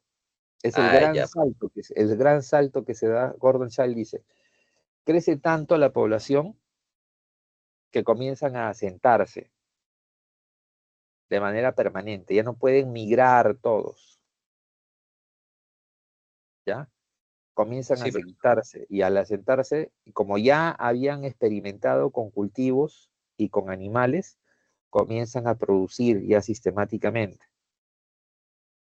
ah, ya. Ese Gracias, es. profesor. O sea, la revolución neolítica, ¿en qué periodo se da? En el neolítico. Ya. Esa sería la pregunta. ¿Está claro? Lascas, ya lo dije, agarras una piedra y la partes para sacar hojas. ¿Y esas hojas para qué te sirven? Para cortar. ¿Ya? Una piedra grande la comienzas a tallar para sacarle lascas, hojas, ¿ya? Con filo. ¿Está claro? ¿Qué otra pregunta tienen? Pregunten, pregunten, porque están interesantes las preguntas. Ayudan bastante a ordenarnos. ¿Nada más? ¿Hay más preguntas? Ahí está facilito este cuadro resumen, ¿ah? Yo tengo una pregunta más, profesor. Dime, dime. En una parte creo que usted decía sobre los principales géneros y especies. Y revisando el boletín me parecía, no sé si es un error mío, pero creo que solo mencionan un género que vendrían a ser los homínidos. ¿Es el único género? ¿O también se cuentan a los australopithecus?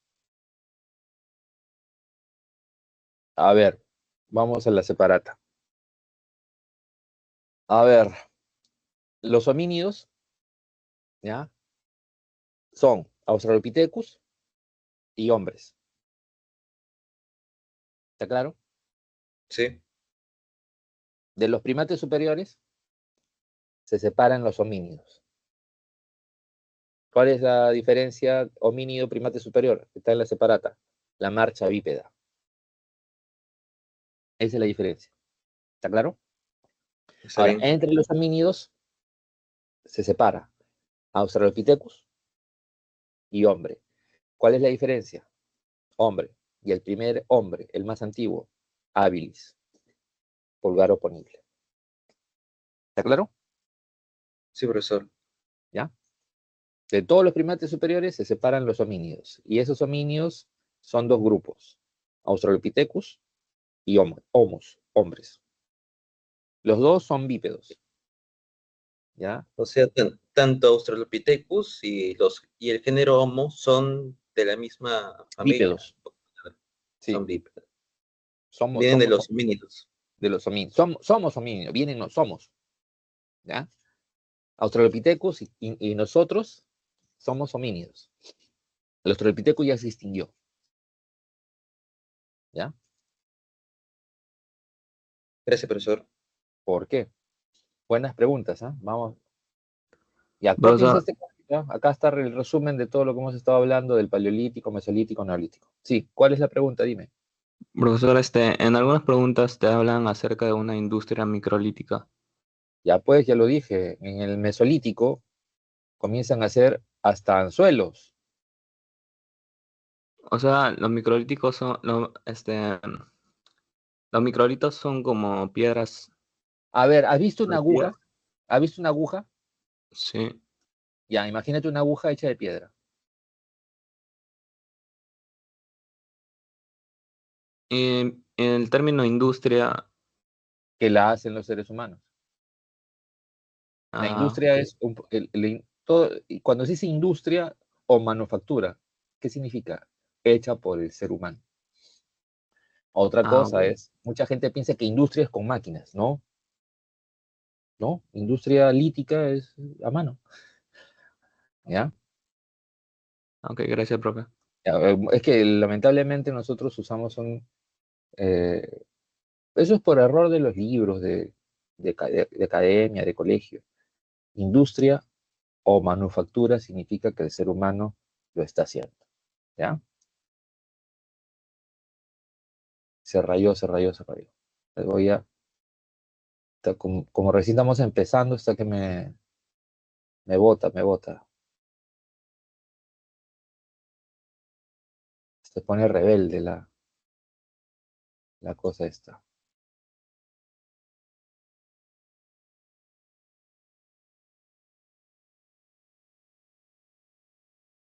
A ver, ya está. Creo que con esto se va a arreglar. A ver, a ver. Bien, ¿alguna otra pregunta, chicos? Para ya rápidamente ir a la edad de los metales.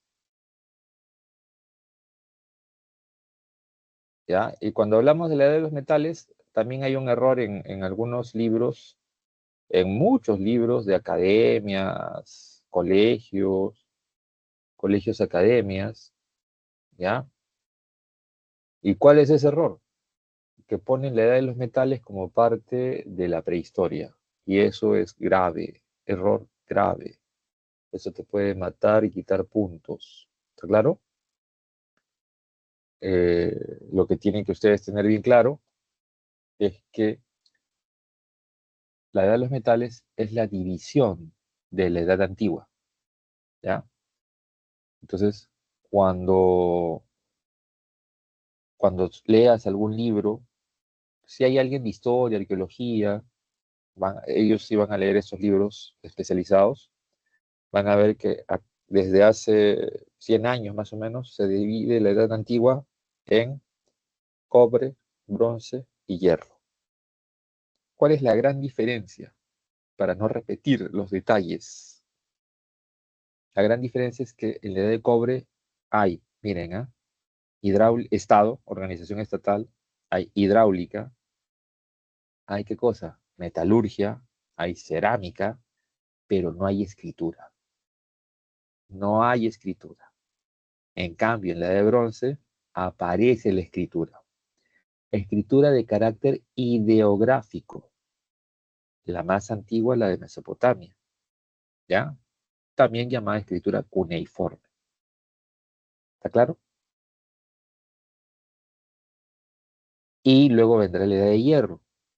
Y la edad de hierro, característica esencial, tecnología del hierro.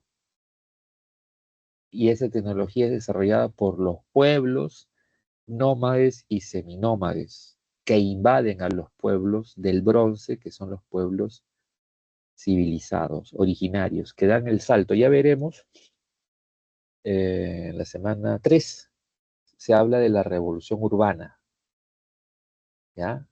Y esta revolución urbana es el surgimiento de un montón de ciudades que tienen hidráulica, que tienen obviamente organización estatal, cerámica y metalurgia. Y las primeras de estas ciudades no tienen escritura, no tienen escritura, ¿ya? Esas son las primeras etapas, que en muchos, en los libros especializados les llaman etapa, en Egipto le llaman este, protohistórica. En Mesopotamia también dice protohistórica. Protohistórica significa sin escritura, ¿ya? Y luego ya vendrá la etapa con escritura, y la primera etapa con escritura en Mesopotamia es la sumeria, y en Egipto es la predinástica. ¿Está claro? El hierro, la ventaja militar. ¿Ya? El hierro comienzan a hacer los carros de combate, el eje del carro de combate de hierro.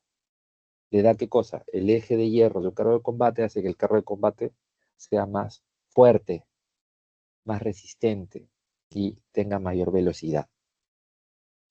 Luego comenzaron a usar el hierro para las puntas de las espadas, de las lanzas, de las flechas, para romper las armaduras hechas de bronce. Luego comenzaron a usarlo como armadura, como cascos de hierro. Por eso los pueblos del hierro terminan conquistando a los otros pueblos. ¿Está claro? La otra diferencia, la escritura. La escritura de la Edad de Hierro es una escritura alfabética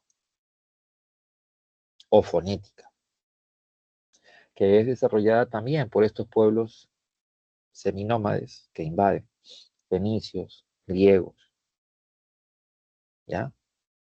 Y la otra gran diferencia es que en la Edad de Hierro se desarrolla lo que se le llama modo de producción esclavista. O sea, si hay esclavos en la Edad de Bronce, sí, pero los esclavos son propiedad del templo, de la ciudad, del gobernante. Y él asigna para qué, en qué va a usar esos esclavos. En cambio, en la Edad de Hierro, los esclavos son propiedad privada.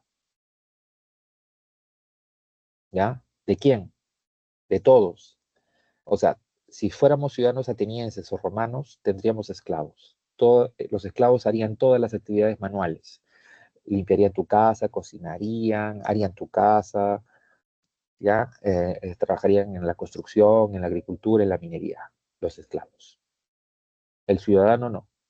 El ciudadano se levanta, hace ejercicio, entrenamiento militar, estudia, se va a las asambleas políticas. Eso. Ese es modo de producción esclavista. ¿Está claro?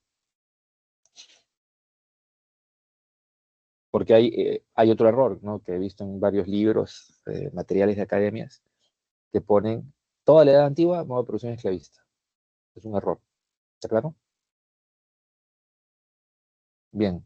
Aquí hay una línea de tiempo y están las claves de las preguntas para que capturen y copien. ¿Alguna pregunta ya para finalizar? Profesor, ¿en qué parte de la edad de los metales aparece la escritura? El bronce, pues, pero es ¿Desde el bronce? ideográfica. En el bronce aparece la escritura, pero es ideográfica. Ah, ¿Qué ya. es ideográfica? Un dibujito que significa algo para esa cultura. Y los jeroglíficos recién se traducen y transcriben para 1830-40 en Francia, Jean-François Champollion, ¿ya? Y a fines del siglo XIX, Sir John Rawlinson transcribe y traduce la escritura cuneiforme. ¿Y la rueda como tal, Época sumeria. época sumeria? Las ruedas en los sumerios, bueno, antes no había rueda. Y la rueda la desarrollan los sumerios. ¿Y en qué edad fue eso, más o menos? Sumerios, época sumeria, Mesopotamia. Ah, ya, gracias. Tienen que revisar los materiales, ¿ah? Chicos, revisen por lo menos los libros de colegio del Estado, esos libros que el gobierno hace y que reparte gratuitamente, esos libros tienen buena información en historia del Perú e historia universal. Esos libros no los venden, pero sí en PDF los encuentran, ¿ya? Usen esa información, eso es lo básico, lo más básico para poder hacer bien las clases. Ahí están las claves, señores. ¿Alguna pregunta más? Si no, ya me desconecto porque ustedes tienen que ir a su recreo, a comer su pan con pollo. Ah, bueno, están en su casa, así que pueden comer lo que quieran. ¿Ya? ¿Listo? ¿Todo claro, señores? ¿Alguna pregunta? Creo que alguien levantó la mano o se está despidiendo, no sé. Ya, listo. Muchas gracias, jóvenes, que les vaya muy bien. Nos vemos la próxima semana. Estudien, y por si acaso, hay consultas académicas en la tarde para resolver cualquier duda que tengan. Yo tengo turno de consulta hoy día de 3 a 5, por si acaso. Cuídense mucho, que les vaya bien.